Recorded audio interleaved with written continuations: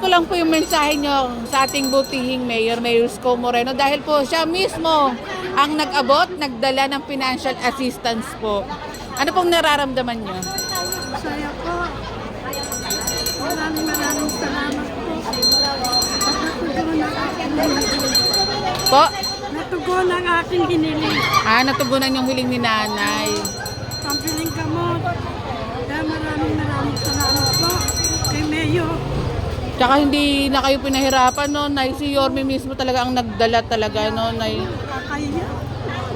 Ano sabi mo, Nay? Nakakahiya. Nakakahiya, sabi ni nanay. Pero mahal na mahal po kayo ni Yorme. Kayo po mga lolo't lola ko ang tawag nga ni Yorme. Kayo po ang pinakamamahal niya. Kaya siya mismo talaga nagdala po sa inyo. Para hindi na po kayong mahirapan. May mensahe po ba kayo kay Yorme na malapit na rin po ang kanyang kaarawan? Ay, sana umaba pa ang buhay ni Mayor para mas lalong marami siyang matulungan. Dahil ang daming nangangailangan talaga.